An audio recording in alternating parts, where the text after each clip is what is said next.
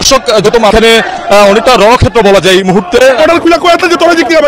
বাংলাদেশের নাগরিক 100 কোটি সনাতনী জনগণ জাতিসংঘের মাধ্যমে এই মুক্তির দাবিতে সোচ্চার হয়। চিন্ময় কৃষ্ণ প্রভু তাকে মুক্তি না দিলে বাংলাদেশ ডেপুটি হাই কমিশনেও বিক্ষোভ হবে। চিন্ময় কৃষ্ণ দাস ব্রহ্মচারীকে গ্রেপ্তার এবং জামিন আবেদন নামঞ্জুর করার ঘটনায় উদ্বেগ জানিয়েছে ভারত। দেশের হিন্দু সম্প্রদায়কে খেপাচ্ছে, খেপিয়ে তোলা পরিণতি ভয়াবহ। এই খেপিয়ে তোলা জনগোষ্ঠী দ্বারাই কি এই সরকারটি বিদায় নিতে যাচ্ছে? আসসালামু আলাইকুম সম্মানিত প্রিয় দর্শক, এই জন্য ধীরে ধীরে গৃহযুদ্ধের দিকে এগিয়ে যাচ্ছে বাংলাদেশ। দর্শক, এই মুহূর্তে কিন্তু চিন্ময় প্রভুকে গ্রেপ্তারের প্রতিবাদে একরকম টালমাটাল অবস্থা দেশে, বিশেষ করে বিদেশিদের চাপে একরকম অসহায় বোধ করছেন ডক্টর ইউনূস। তবে কি এখান থেকে ডক্টর ইউনূসের পতনের ঘন্টা বাজতে শুরু করেছে? কারণ ইতিমধ্যেই কিন্তু এই বিষয়টি নিয়ে মোদি থেকে শুরু করে ডোনাল্ড ট্রাম্পও বার্তা দিয়েছেন ডক্টর ইউনূসকে, যার ফলে কিন্তু ধীরে ধীরে বাংলাদেশে একরকম অরাজক পরিস্থিতি সৃষ্টি হচ্ছে। তাই অনুরোধ করব সম্পূর্ণ বিষয়টি ভালো করে বুঝতে হলে পুরো ভিডিওটি না টেনে সম্পূর্ণ দেখুন। তাহলে চলুন দর্শক, আপনার মূল্যবান সময়টি আর নষ্ট না করে এবার আমরা মূল ভিডিওতে চলে যাই। বাংলাদেশের নাগরিক হিসেবে এতটুকু প্রতিবাদ করার অধিকার কিন্তু আমাদের নাই। সনাতনীদের উপরে এখন হামলাটা কারা করতেছে? কারণটা কি? আমরা কি কোনো গ্যাঞ্জাম করতে আসছি? আমরা এখানে উপস্থিত যারা আছি, কারো হাতে কি কোনো অস্ত্র আছে, কোনো বাস আছে, কোনো লাঠি ছোটা আছে? আমাদের উপরে হামলাটা কেন কারা করতেছে? আমরা কোনো কি অন্যায় করছি এখানে? আমরা কি আমাদের সাধারণ প্রতিবাদটুকু করতে পারবো না? সে অধিকারটাও কি নাই? যদি না পারি তাহলে বর্ডার খুলে কয়ে থাকে তোরা দিক থেকে ভাই না, তোরা বাংলাদেশের নাগরিক না, এটা বলেন না। এটা বলতে দোষটা কোন জায়গায়? এই সামান্য এটা কি নাই? আমরা বাংলাদেশের নাগরিক হিসেবে এতটুকু প্রতিবাদ করার অধিকার কিন্তু আমাদের নাই। আইন শৃঙ্খলাকে বলেন 3 কোটি গুলি একবার লড় দিতে, আমাদেরকে এক জায়গায় করে মেরে ফেলুন। সারা বিশ্বের সনাতনী জনগণ এটি নিয়ে দুঃখে এবং ক্ষোভে ফেটে পড়েছে এবং বর্তমানে 64 জেলায় এই নিয়ে বিক্ষোভ এবং আন্দোলন শুরু হয়ে গেছে। অনতিবিলম্বে তাকে যদি মুক্তি প্রদান করা না হয় তাহলে হতে পারে এই বাংলাদেশের 3 কোটি জনগণ নয়, সারা বিশ্বের 100 কোটি সনাতনী জনগণ জাতিসংঘের মাধ্যমে এবং আন্তর্জাতিকভাবে এই মুক্তির দাবিতে সোচ্চার হবে। কোনো লাঠি ছোটা নিয়ে আসছি, আমরা সাধারণভাবে প্রতিবাদ করে সেই প্রতিবাদটুকু করার অধিকার কি আমাদের নাই? কেন আমাদের উপরে হামলা? কারণটা কি? আমরা কি এখান থেকে কি কারোর কোনো ক্ষতি করছি? কারোর কোনো, তাহলে আমাদের উপরে হামলা করার উদ্দেশ্যটা কি? কারণটা কি? কি বুঝাইতে চায় এই প্রশাসন আমাদের, এই রাষ্ট্র আমাদের কি বুঝাইতে চায়? বাংলাদেশের সনাতনী জনগণ বৈষম্যহীন একটি বাংলাদেশ গড়ার জন্য যে আজকের যে সরকার, সেই সরকারের যে লক্ষ্য ছিল বৈষম্যহীন বাংলাদেশ গড়ার, মার্কিন যুক্তরাষ্ট্রের নির্বাচিত প্রেসিডেন্ট তিনি কিভাবে বাংলাদেশের সনাতনী জনগণের উপর নির্যাতন, শুধু সনাতনী জনগণ না, বাংলাদেশের হিন্দু, খ্রিস্টান, বৌদ্ধ এবং সমতলে যারা পাহাড়ে যারা রয়েছে তাদের উপরে যে নির্যাতন হয়েছে তার রিপোর্ট তার কাছে রয়েছে এবং তার প্রেক্ষিতে তিনি এই বাংলাদেশের সনাতনীদের নির্যাতনের উপরে বিভিন্নবার তিনি টুইট করেছেন এবং আন্তর্জাতিক মহলে বাংলাদেশের সনাতনীদের উপরে শান্তি শৃঙ্খলা বজায় রাখতে তিনি আহ্বান জানিয়েছেন। রাজা শুরু করছে, এর চাইতে না বেঁচে থাকাই ভালো, নাহলে বর্ডার খুলে দিকে আমরা চলে যাই। এধার থেকে যাবো, যেমন যাবো ওধার থেকে যাবো, কথা বলো।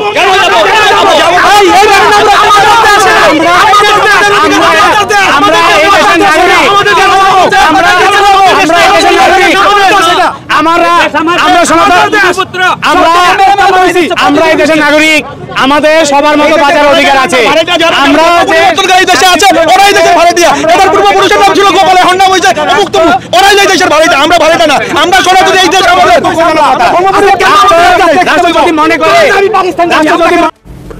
আমি বলবো যে এই যে বর্তমান অন্তর্বর্তীকালীন সরকারটি আগুন নিয়ে খেলা করতে নেমেছে। বাংলাদেশের সাধারণ জনগণ থেকে শুরু করে প্রত্যেকটা মানুষকে প্রতিপক্ষ করে ছেড়েছে, সর্বশেষ প্রতিপক্ষ করেছে হিন্দু সম্প্রদায়কে। হিন্দু সম্প্রদায় মানে কি শুধুমাত্র বাংলাদেশের হিন্দু সম্প্রদায়? সারা পৃথিবীর হিন্দু সম্প্রদায় আছে।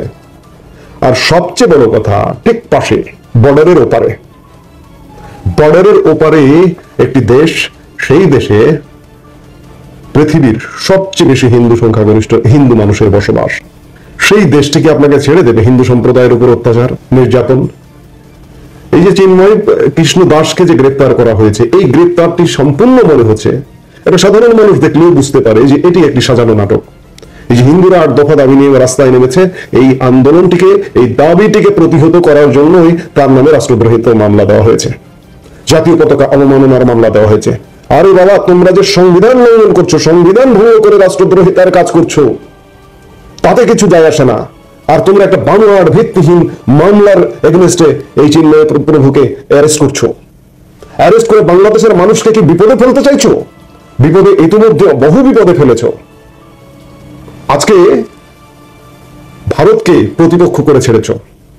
শুভেন্দু বাবু যেটি বললেন যে বাংলাদেশের বর্ডারে অবরোধ করবেন, বাংলাদেশে যেন ভারত থেকে কোনো পরিষেবা না আসে, অর্থাৎ আমরা যে খাবারগুলো আমদানি করি ভারত থেকে, যে ভারত থেকে খাবার না এলে আমাদের এখানে মানুষ না খেয়ে মারা যাবে। আজকে পেঁয়াজ কিনছেন প্রায় 150-200 টাকা কেজি, পেঁয়াজ কিনবেন 300 টাকা কেজি। ডিম কিনছেন 160 টাকা ডজন, ডিম কিনবেন 300 টাকা ডজন। চিন্ময় দাসকে গ্রেপ্তার করা হয়েছে গতকাল, আজকে চট্টগ্রামের আদালতে তোলা হয়েছে এবং আদালতের বিচারক তাকে জামিন না দিয়ে কারাগারে পাঠানোর নির্দেশ দিয়েছেন। কিন্তু কি অভাবনীয় ব্যাপার, চিন্ময় দাসকে আইন শৃঙ্খলা বাহিনী কারাগারে নিতে পারেনি।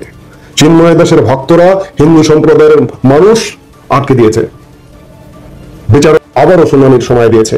কাজেই এই সরকার এবং সরকারের সাথে যারা সংশ্লিষ্ট আমাদের বাংলাদেশকে ক্রমেই নানা পক্ষ দ্বারা বিপদের সম্মুখীন করে ছাড়ছে। এই জন্য বাংলাদেশের আপামর জনসাধারণ আপনাদেরকে সচেতন হতে হবে।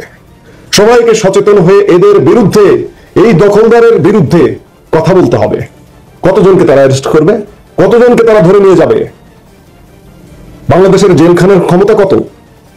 মাত্র 42,000 ধারণ ক্ষমতা 68 জেলখানায়। বড় জোর 80,000 মানুষ রাখতে পারবে। কিন্তু এই যে অন্যায় হচ্ছে, অন্যায়ভাবে চিন্ময় কৃষ্ণ দাসকে গ্রেপ্তার করা হয়েছে, এই অন্যায়ের প্রতিবাদ করুন। শুধু হিন্দু সম্প্রদায় প্রতিবাদ করলে হবে না। বাংলাদেশকে বাঁচতে হলে ভারত কর্তৃক অবরোধ আরোপ আসবার আগে বাংলাদেশের মানুষের প্রতিবাদ করা উচিত এই সরকারের বিরুদ্ধে। আপনাদের বুঝতে হবে, আপনারা যে জুলাই অভ্যুত্থান নামে একটা ষড়যন্ত্রের অংশ হয়েছিলেন অনেকে, আপনারাও বুঝুন, আপনারা অনুভব করুন যে এটি একটি ভুল ছিল, এটি একটি ষড়যন্ত্র ছিল। এই ষড়যন্ত্রের মাধ্যমে যে সরকারটি গঠিত হয়েছে, এই সরকারটি এখন পর্যন্ত ষড়যন্ত্র করে যাচ্ছে। এদের উদ্দেশ্য কি জানি না। এরা কি বাংলাদেশকে কারো হাতে তুলে দিতে চাইছে, কিংবা বাংলাদেশের মানুষের জীবন বিপন্ন করতে চাইছে? বাংলাদেশের প্রতিটি মানুষকে জাগবার আহ্বান করছি, জাগতে হবে। এই অন্যায় আর মেনে নেওয়া যায় না। আমি বাংলাদেশের একজন নাগরিক হিসেবে আমি আর মানতে পারছি না। বাংলাদেশকে ধ্বংসের দ্বার প্রান্তে নিয়ে যাচ্ছে। আজকে বাংলাদেশের মানুষকে খেপাচ্ছে, বাংলাদেশের হিন্দু সম্প্রদায়কে খেপাচ্ছে, ভারতীয় হিন্দু সম্প্রদায়কে খেপাচ্ছে। এই খেপিয়ে তোলা পরিণতি ভয়াবহ। এই খেপিয়ে তোলাটাই কি এই সরকারের শেষ? এই খেপিয়ে তোলা জনগোষ্ঠী দ্বারাই কি এই সরকারটি বিদায় নিতে যাচ্ছে? আমার তো মনে হচ্ছে তেমনটি, কারণ মৌচাকে ঢেল মেরেছে সরকার। আমরা এগুলোর অবসান চাই, আমরা শান্তি চাই, আমরা শান্তিপ্রিয় বাঙালির শান্তি চাই। চিন্ময় দাস তো গ্রেপ্তার হলো এবং জামিন নামঞ্জুর হলো, ইতিমধ্যে আপনারা জেনেছেন। এবং সেই গ্রেপ্তার, জামিন নামঞ্জুর, চট্টগ্রামে ধাওয়া পাল্টা দেওয়া এবং চিন্ময় দাসের অনুসারীদের সঙ্গে পুলিশের সংঘর্ষ, চিন্ময় দাসের অনুসারীদের প্রায় 50টা গাড়ি ভাঙচুর, ব্যবসা প্রতিষ্ঠান ভাঙচুর, ধারালো অস্ত্র দিয়ে কুপিয়ে রাষ্ট্রপক্ষের একজন আইনজীবীকে মেরে ফেলা, এইসবই তো আপনারা জানেন। এবং এগুলো নিয়ে কিন্তু আসলে ভারতের কোনো উচ্চবাচ্য নাই। ভারত কড়া প্রতিক্রিয়া জানিয়েছে যে কেন চিন্ময় দাসকে গ্রেপ্তার করা হলো। এখানে লিখেছে যে প্রথম আলোর খবর যে বাংলাদেশ সম্মিলিত সনাতনী জাগরণ জোটের মুখপাত্র এবং পুণ্ডরিক ধামের অধ্যক্ষ চিন্ময় কৃষ্ণ দাস ব্রহ্মচারীকে গ্রেপ্তার এবং জামিন আবেদন নামঞ্জুর করার ঘটনায় উদ্বেগ জানিয়েছে ভারত। আজ মঙ্গলবার এক বিবৃতিতে ভারতের পররাষ্ট্র মন্ত্রণালয় থেকে এই উদ্বেগ জানানো হয়। বিবৃতিটি ভারতীয় পররাষ্ট্র মন্ত্রণালয়ের ওয়েবসাইটে প্রকাশ করা হয়েছে। বিবৃতিতে বলা হয় যে বাংলাদেশ সম্মিলিত সনাতন জাগরণ জোটের মুখপাত্র চিন্ময় কৃষ্ণ দাসকে গ্রেপ্তার এবং জামিন আবেদন নাকচ করায় উদ্বিগ্ন ভারত। আচ্ছা, জামিন দিবে কি দিবে না সেটা তো আদালতের বিষয়, তাই না? এটা নিয়ে ভারত উদ্বিগ্ন। তার মানে বিচার ব্যবস্থার উপর এদের প্রভাব। বাংলাদেশে হিন্দু ও অন্যান্য সংখ্যালঘুদের উপর একাধিক হামলার পর এই ঘটনা ঘটেছে। একাধিক হামলাটা কোথায় হলো এটা একটু শুনতে চাই। এবং এই যে গতবার চট্টগ্রামে একজন মুসলমানকে হামলা করলো ওসমান মোল্লা, সেটা স্ট্যাটাস দিয়েছিল ফেসবুকে ইস্কনের বিরুদ্ধে, সেটা নিয়ে কিন্তু তাদের কোনো উদ্বিগ্ন নাই। তারা বলতেছে একের পর এক হামলা ঘটনা করেছে। আজকে এই যে একজন মারা গেল মুসলমান আইনজীবী, সেটা নিয়ে ভারতের কি বক্তব্য? কোনো বক্তব্য না, কিন্তু এসব ব্যাপারে তারা চুপ থাকে। এবং বলা হয়েছে যে দেশটিতে মানে বাংলাদেশে সংখ্যালঘুদের বাড়িঘর, ব্যবসা প্রতিষ্ঠানে অগ্নিসংযোগ ও লুটপাট, দেবতার অবমাননা। কোথায় দেবতার অবমাননা হলো? মন্দিরে চুরি। মন্দিরে চুরি এখন কোন জায়গায় চুরি না হয়? ভাঙচুরের একাধিক ঘটনা নথিভুক্ত হয়েছে বলে বিবৃতিতে উল্লেখ করা হয়েছে। পররাষ্ট্র মন্ত্রণালয় বলতেছে যে আমরা চিন্ময় কৃষ্ণ দাসের গ্রেপ্তারের বিরুদ্ধে শান্তিপূর্ণ প্রতিবাদে অংশ নেওয়া। ভাই, এটা শান্তিপূর্ণ প্রতিবাদ বলেন? পুলিশের উপর যেই পরিমাণ ঢিল, ইট, পাটকেল নিক্ষেপ করা হয়েছে, যেভাবে আশেপাশের যত গাড়ি ঘোড়া ছিল, প্রাইভেট কার, সব ভাঙচুর করা হয়েছে। তারপরে 5-7 জনকে আনা হয়েছে হাসপাতালে, প্রত্যেকের গায়ে আঘাতের চিহ্ন, এর ভিতরে একজন মারা গেছে। আসলে ভারতের যে উদ্দেশ্য বাংলাদেশকে নিয়ে, তাই না, যে বাংলাদেশকে একটা মৌলবাদী রাষ্ট্র হিসেবে প্রতিষ্ঠা করা। কারণ ভারত সবসময় আমেরিকাকে বলেছে যে শেখ হাসিনা পালিয়ে গেলে কিন্তু বাংলাদেশ মৌলবাদী রাষ্ট্র হবে। এখন শেখ হাসিনা পালিয়ে যাওয়ার পরে এখন ভারতের প্রমাণ করার পালা যে বাংলাদেশ আসলে মৌলবাদী রাষ্ট্র। কাজেই যদি হিন্দু সম্প্রদায়ের লোকেরা মুসলমানদের উপর অত্যাচার করে, নির্যাতন করে, বা ওই যে একটা মারা গেল বা হামলা এগুলো করে, তাহলে কিন্তু ভারত চুপ করে থাকবে। কিন্তু ভারতের উল্টো ওই যেটা আসলে ওই যে ভারতের মিডিয়াগুলো যা করেছে, যে ওরা যে ইট পাটকেল ছুড়ে মারছে পুলিশের উপরে, সেটা কিন্তু দেখাচ্ছে না, কিন্তু ওই পুলিশ যে লাঠিটা করতেছে ওটা কিন্তু দেখাচ্ছে। তো বিবৃতিতে আরো বলা হয় যে দুর্ভাগ্যের বিষয় হলো এইসব হামলার পেছনে যারা জড়িত তাদের বড় অংশকেই বাদ দিয়ে ন্যায্য দাবি আদায়ের জন্য শান্তিপূর্ণ সমাবেশ করা একজন ধর্মীয় নেতার বিরুদ্ধে অভিযোগ আনা হয়েছে।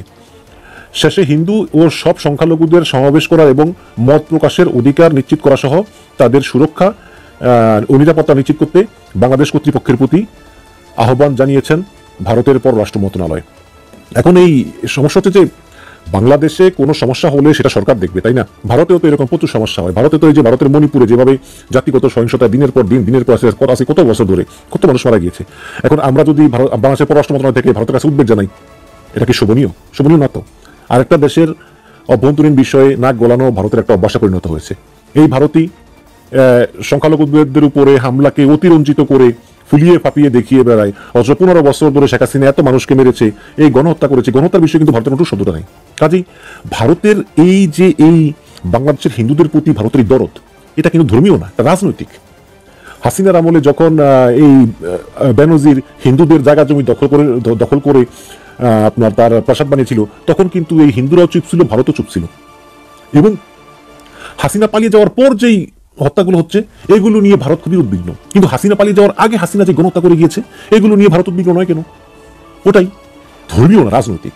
ভারত বাংলাদেশে একটা তার এজেন্ডা বাস্তবায়ন করতে চায়। হাসিনা পালিয়ে যাওয়ার পর দেশকে মৌলবাদী রাষ্ট্র প্রমাণ করার জন্যই উঠে পড়ে লেগেছে। এবং আজকে এই যে স্টেটমেন্টটা ভারতীয় মতো দিল চিন্ময় দাসের গ্রেপ্তারের বিষয়ে, এটাও কিন্তু ভারতের সেই ষড়যন্ত্রেরই প্রতিফলন। তো সম্মানিত প্রিয় দর্শক, ভিডিওটি দেখার পর আপনার কি মনে হচ্ছে? ডক্টর ইউনূসের এই মুহূর্তে কি করা উচিত? কমেন্ট করে জানিয়ে দিন আপনার মূল্যবান মতামতটুকু।